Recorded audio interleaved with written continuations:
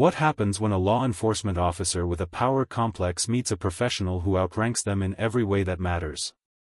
It started on a Wednesday night, late, just after 11 p.m., the kind of time when the streets of Central City, Midland, are mostly empty, except for the occasional shift worker heading home or someone like Lieutenant Colonel Elaine Vance driving through town after wrapping up a base meeting 2 hours south.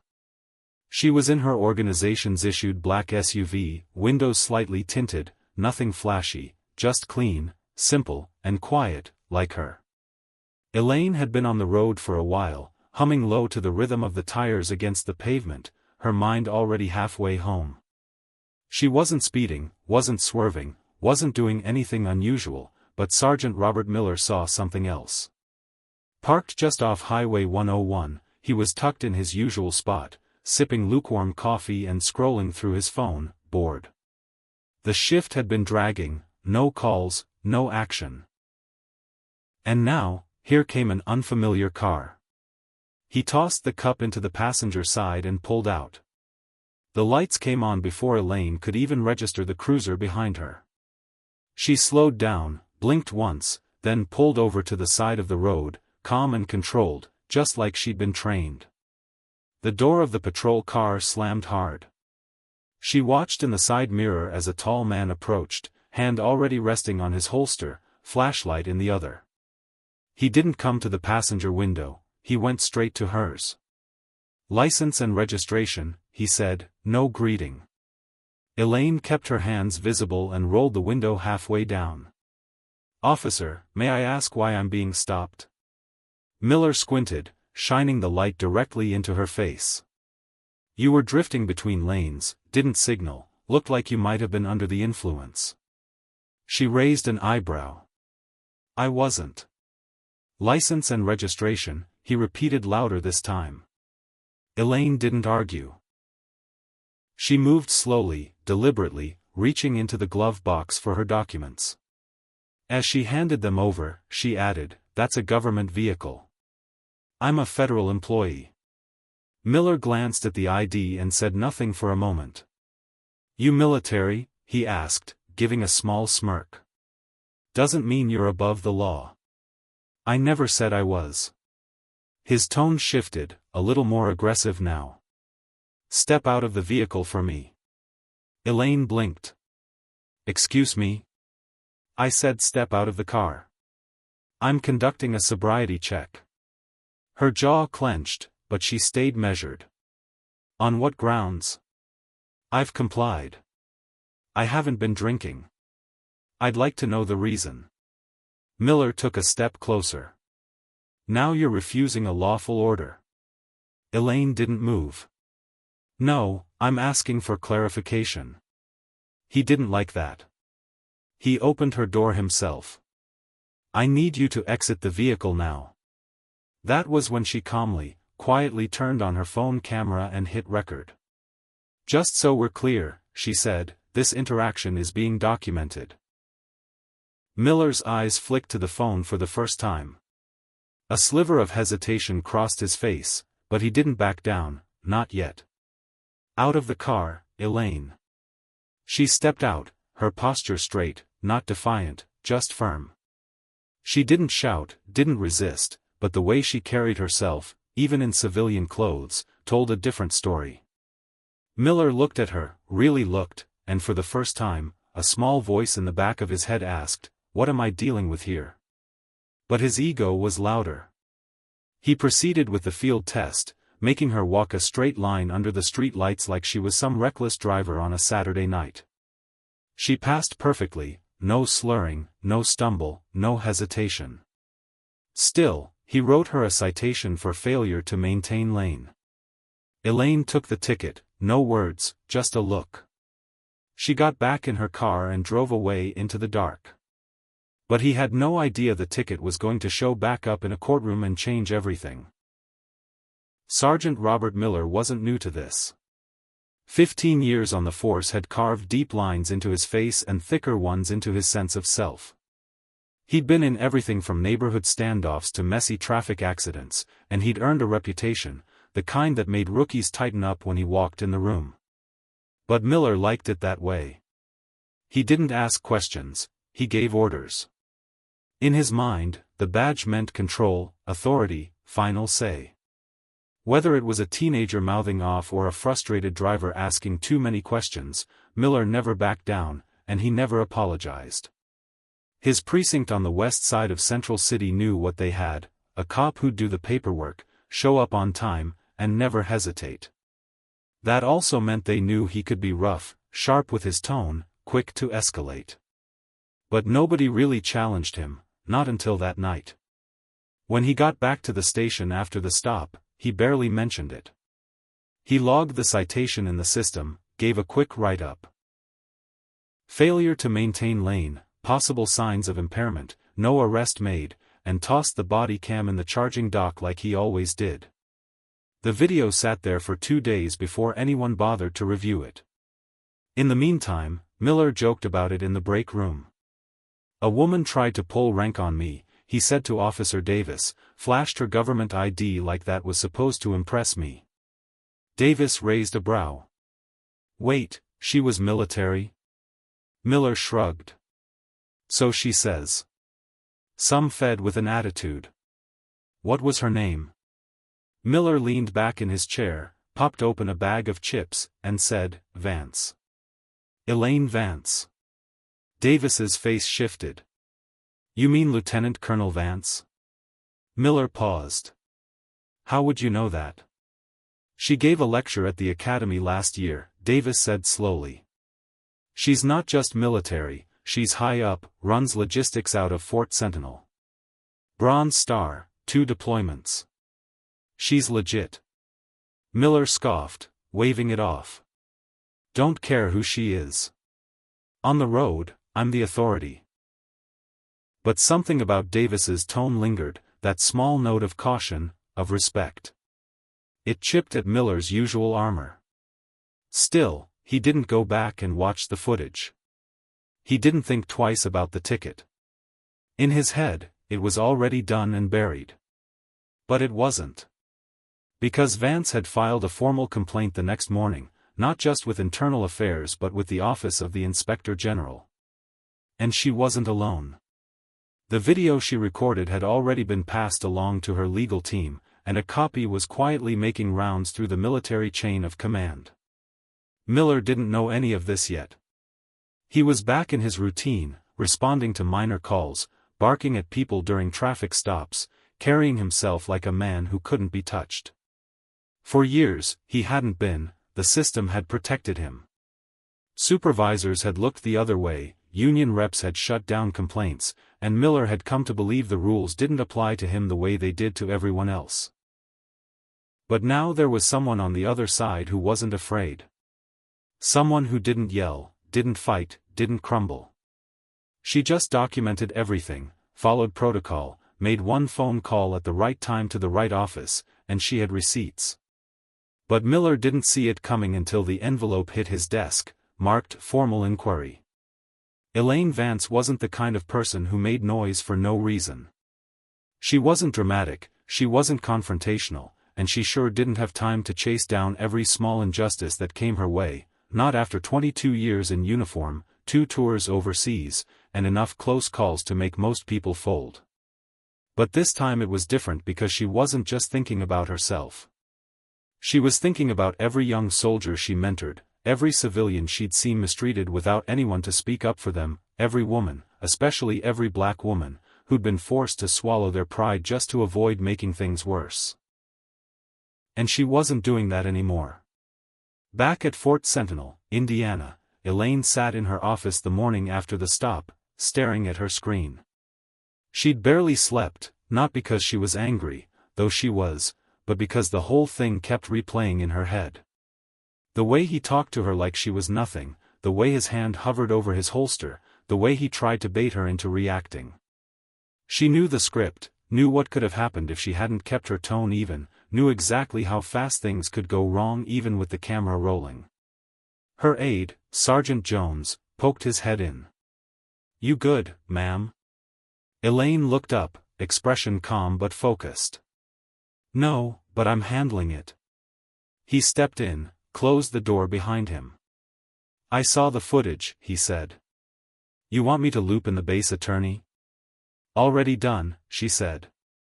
Jones hesitated. You sure you want to go public with it?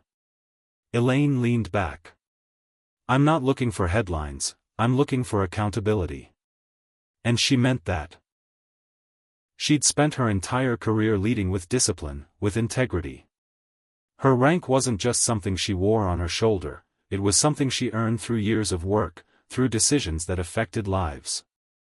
She'd commanded convoys across dangerous terrain, coordinated relief efforts after hurricanes. She'd been responsible for soldiers' supplies and security across 4 different continents, but none of that had mattered when she was pulled over on a quiet road in Midland. To Miller, she was just another suspicious driver who didn't move fast enough when questioned. The thing that ate at her wasn't just how he treated her, it was how comfortable he seemed doing it. That was the real problem.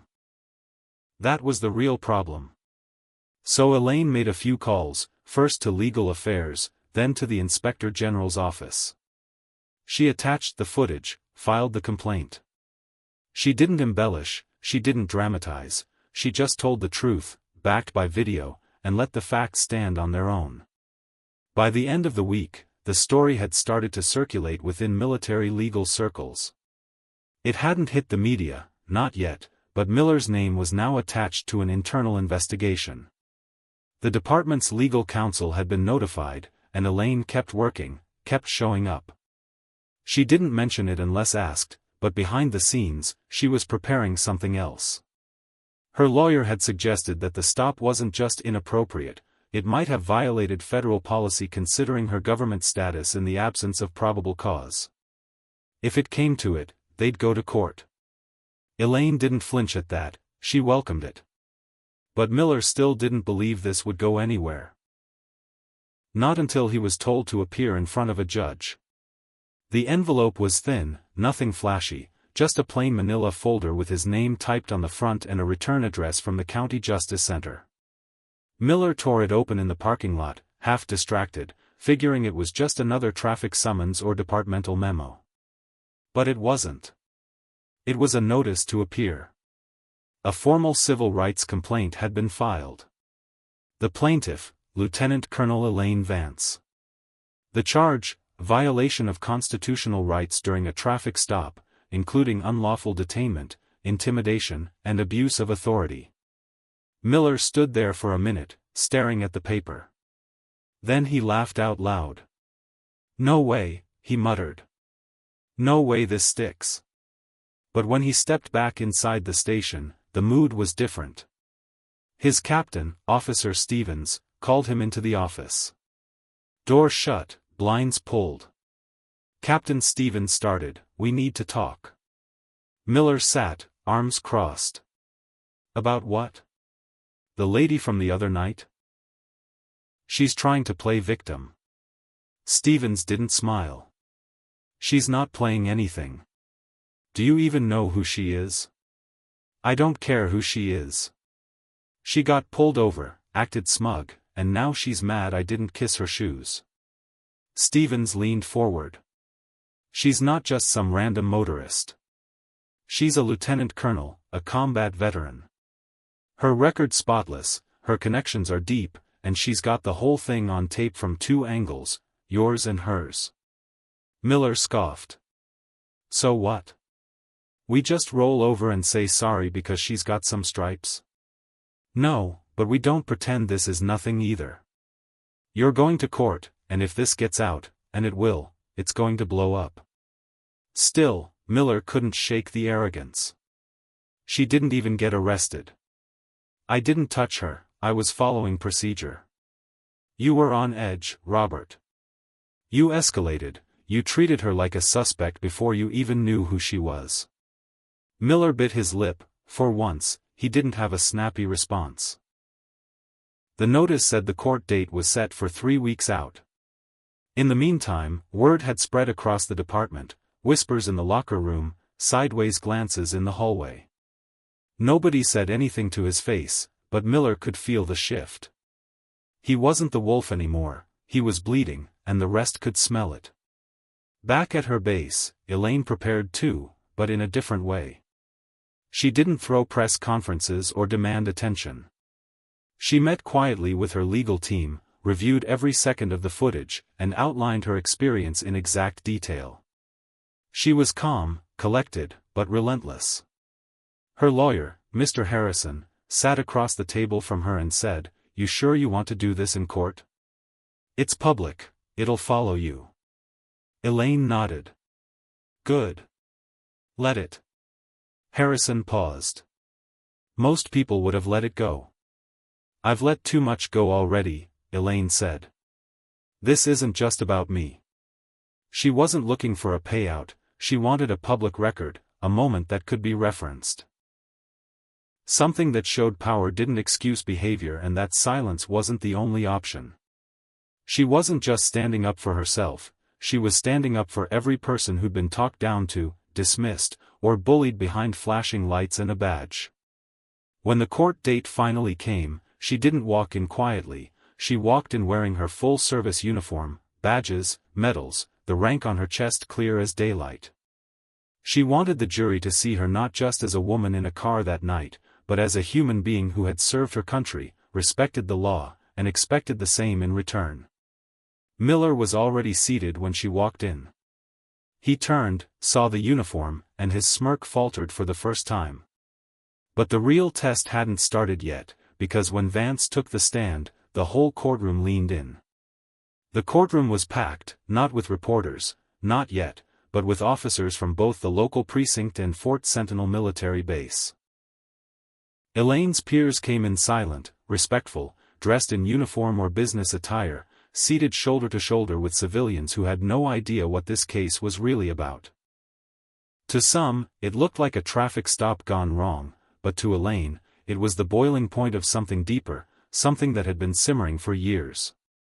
Miller sat at the defense table, stiff in his suit, face blank but tense. His attorney, Ms. Blackwood, leaned in and whispered something to him. Miller didn't blink, he just kept his eyes on the judge. Then Elaine was called. She stood, adjusted her collar, and walked to the witness stand with the same quiet discipline she'd used leading convoys through dangerous zones. She didn't rush, didn't falter. Every eye in the room was on her, her ribbons caught the light, her posture demanded respect. How she looked, but because of who she was. The judge cleared his throat. "Colonel Vance, thank you for your service. You may proceed." Mr. Harrison stepped forward, not missing a beat. "Lieutenant Colonel, could you describe the night of February 5th? Elaine spoke plainly. "I was driving back from a meeting at the Regional Guard Reserve around 11:15. I was pulled over by Officer Miller. There was no erratic driving, no signs of intoxication. I was compliant. I asked reasonable questions. He responded with aggression. She kept her voice steady, no edge, just truth. He demanded I exit the vehicle without explanation. When I asked why, he repeated the demand louder. At that point, I turned on my phone to record the rest of the stop." Harrison nodded. "Did you ever refuse a lawful order?" "No." "Did you resist in any way?" "No." "Did you identify yourself?" "Yes, I informed him I was a federal employee and that I was driving a government vehicle." The courtroom stayed silent. No coughing, no rustling, just her voice and the soft scratching of pens on paper. Then came the playback. First, Elaine's phone footage, steady, clear, damning. Then the body cam. It showed everything. Miller's tone, his posture, his hand hovering near his weapon, even when she was fully cooperative. The unnecessary field test, the dismissive attitude when she passed it. The jury didn't speak, they didn't need to. You could feel the shift in the air. Then came cross-examination. Blackwood approached the stand with that careful tone lawyers use when they're trying to look respectful but dig deep. "Lieutenant Colonel Vance, with all due respect, is it possible that Officer Miller was simply following protocol?" Elaine didn't blink. "No." "Is it possible he was concerned for your safety or the safety of others?" I was driving within the lines. I was sober. I was not aggressive. There was no safety concern. And yet you recorded the stop. Why? Because I've lived long enough to know that silence isn't protection. I wanted an accurate record of what happened. Blackwood nodded slowly. So you don't believe officers should have discretion during stops? Elaine looked at him and said calmly, I believe discretion must be paired with discipline. That badge isn't a free pass, it's a responsibility. That line hit. Even the judge paused before asking the next question. Then it was Miller's turn. He walked up to the stand, not to testify, but to watch as the footage played again, this time frame by frame. Every pause, every clipped response, every time he looked at her like she wasn't human. The prosecutor leaned in. Sergeant Miller, why did you ask her to exit the vehicle? Miller stiffened. She looked evasive. Did she disobey any of your commands? She questioned me. Is that illegal? Miller hesitated. No. Did she raise her voice, make threats? No. So what made you escalate the stop? No answer. Sergeant Miller, were you aware she was a lieutenant colonel in the Federal Military Service? Not at the time. And if you had known? Miller's voice dropped. I probably would have handled it differently. The room went quiet again. There it was, the truth, or at least a part of it. Not regret, just a slip of honesty. Miller didn't see a person that night, he saw someone who didn't move fast enough, didn't speak the way he liked, didn't submit. And now, sitting across from her with her rank laid bare, the courtroom could see it too. But the trial wasn't over because now the jury had to decide what accountability really looks like. 3 days passed before the verdict came in. The courthouse was quieter this time. No military uniforms, no off-duty officers watching from the back, just Elaine, her lawyer, and a few civilians who had followed the case out of curiosity. Miller sat with his attorney, hands clasped, trying to hold the same blank expression he'd worn through the entire trial. But this time, his jaw moved slightly, like he was grinding his teeth without even knowing it. Judge Emily Carter shuffled the papers on her bench and looked out across the courtroom. In the matter of Vance versus Miller, she began, the jury has found in favor of the plaintiff. Miller shifted, Elaine stayed still. The court recognizes a violation of constitutional rights during an unlawful stop and detainment. Furthermore, the court finds that the actions taken by Sergeant Miller were not aligned with department policy or basic expectations of professional conduct. No one clapped, no gasps, just the flat weight of consequence. Miller's attorney leaned in and whispered, "We'll appeal," but even he didn't sound sure. The judge continued, while no criminal charges will be filed at this time, the plaintiff is entitled to damages totaling $35,000, and this decision will remain on permanent public record. Furthermore, this ruling will be forwarded to the Department of Justice and the City Police Department for internal review and policy evaluation. Elaine didn't smile, she didn't pump her fist or celebrate. She just nodded once, not to the judge, not to the jury, but to herself. She had done what she came to do. After the hearing, Miller stood outside the courthouse, pacing near the bottom steps. Reporters had started to show up, not in big waves, just a few local outlets, but enough for him to look down and cover his face with a folder as the cameras clicked. He didn't speak, didn't make a statement, he just walked to his car and drove off. Inside, Elaine stopped in the hallway, pulled out her phone, and read the notification, "Verdict in your favor. Case closed." Her attorney caught up to her. "You could have asked for more," he said. Elaine shook her head. "It was never about the money." Harrison looked at her for a second. "You think it'll change anything?" Elaine turned toward the glass doors and said, "I don't know, but maybe next time he pulls someone over, he'll think twice." A week later, Miller was put on administrative leave while an internal review was conducted. Rumors said he might be reassigned. Others said this was the beginning of the end for his career. Either way, the shield that had once protected him was cracked, and everyone could see it. At Fort Sentinel, Elaine returned to her duties like nothing had happened. She wasn't interested in being a hero, she didn't want interviews. She had work to do, people to train, missions to manage, responsibilities to uphold. But within her command, the message was clear: you don't always have to raise your voice to demand respect. You don't always have to break to prove you've been wronged, and sometimes the quietest stance speaks the loudest. But even with the verdict behind her, Elaine knew the fight wasn't over, because accountability isn't just about punishment, it's about what comes next. 2 months later, Elaine stood in front of a room filled with young recruits at Fort Sentinel. Most of them had only been in uniform a few weeks, fresh faces, open minds, hungry to serve. She wasn't there to talk about combat strategy or logistics. This time, she was there to talk about leadership and what it means when no one's watching. She looked around the room and asked a simple question. How many of you think a uniform automatically earns you respect? A few hands went up, some half-hearted, some confident. She nodded. I understand why you'd think that, but here's the truth: respect isn't something you're owed, it's something you prove every day, every choice. She let the silence hang for a second. Same goes for power, she continued. The badge, the rank, the authority, it's not a shield, it's a weight. And if you can't carry it with discipline, you don't deserve to carry it at all. In the back, one of the newer soldiers leaned forward, eyes locked. Elaine paused, then added, when I was stopped by an officer who forgot that truth, I could have yelled.